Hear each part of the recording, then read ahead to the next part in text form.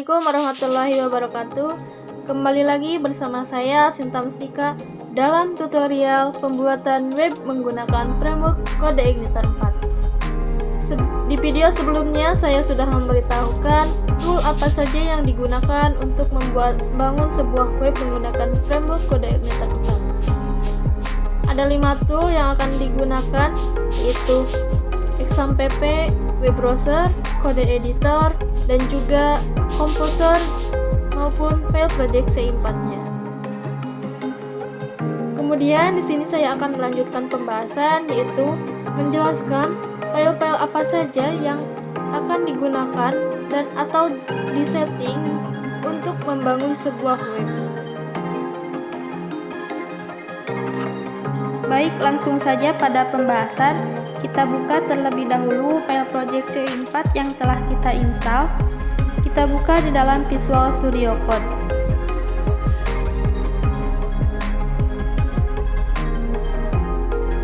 Di dalam file project C4 ini terdapat beberapa folder, diantaranya ada folder app, public, system, test, dan beberapa folder lainnya.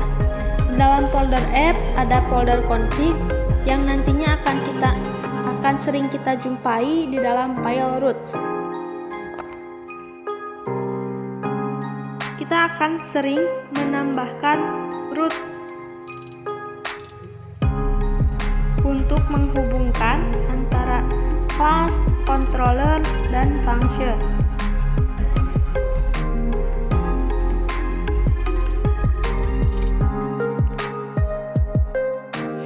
Kemudian folder controllers. Controller ini merupakan bagian yang menghubungkan dan mengontrol model serta view supaya bisa saling terkoneksi.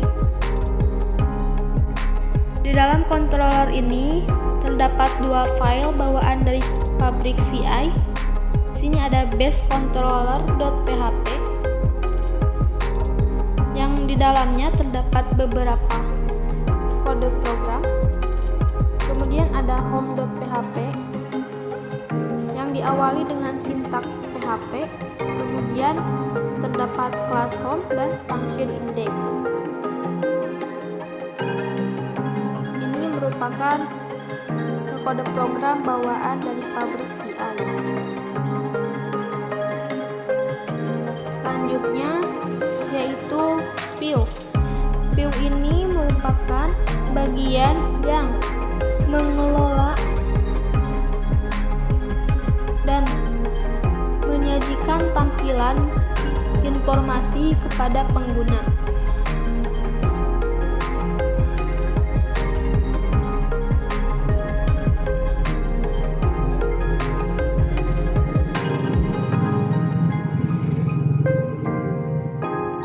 Kemudian ada model. Model ini merupakan bagian yang mengelola dan berhubungan langsung dengan database.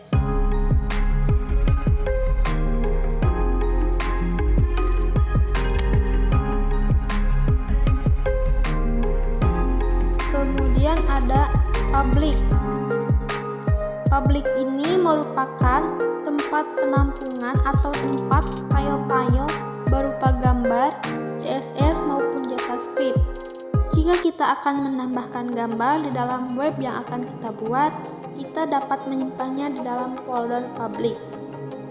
Selanjutnya ada env atau environment variable. env ini masih berbentuk bawaan pabrik CI4.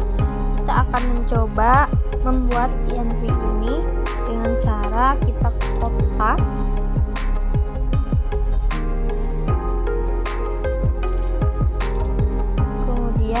Kita ubah namanya menjadi .env.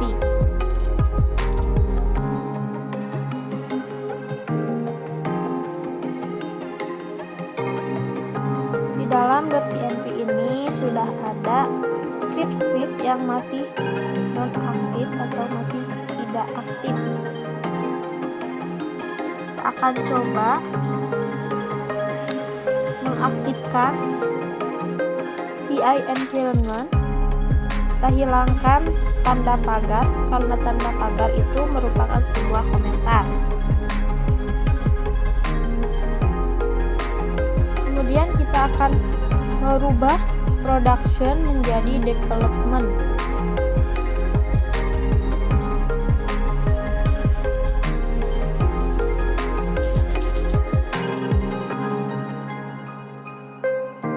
Setelah itu kita juga akan aktifkan fbase URL-nya. Kita masukkan alamat URL. Jika menggunakan server Apache, kita ketikkan http://localhost/nama folder atau nama project. Di sini saya komik, kemudian public. Jika menggunakan server Apache, pastikan XAMPP, Apache dan MySQL-nya sudah berjalan.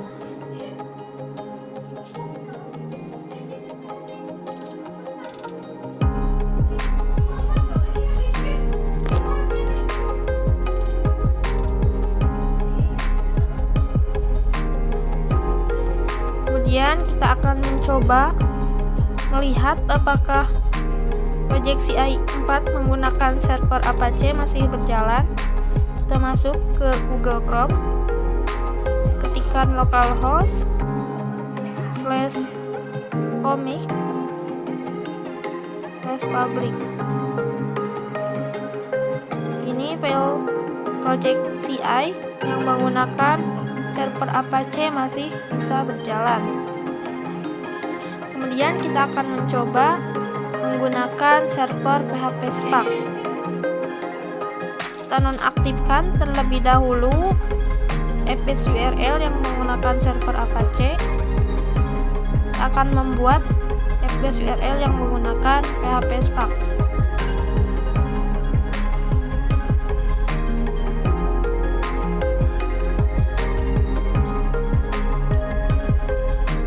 Untuk PHP Spark, dalam base URL-nya, ketikkan alamat URL http://localhost/28080.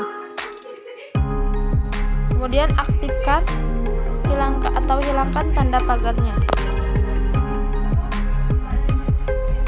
Kemudian kita akan mengaktifkan PHP Spark-nya itu sendiri menggunakan CMD. Kita masuk ke dalam command prompt atau CMD.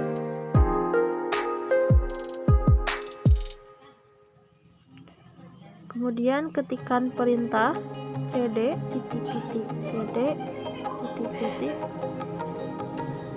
xampp cd htdoc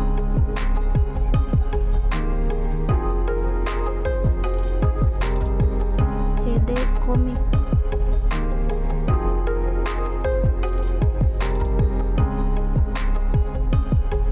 Kemudian ketikkan perintah php spark server.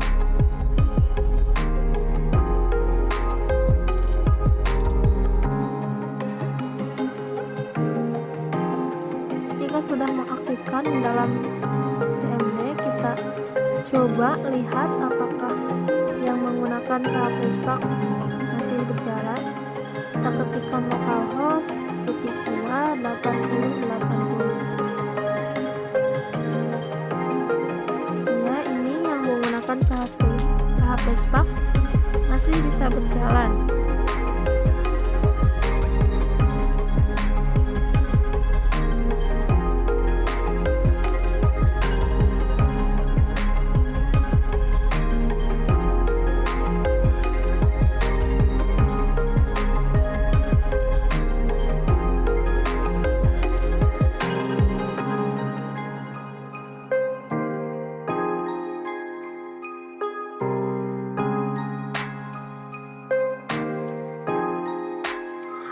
Baik, dicukupkan sekian video pembahasan kali ini.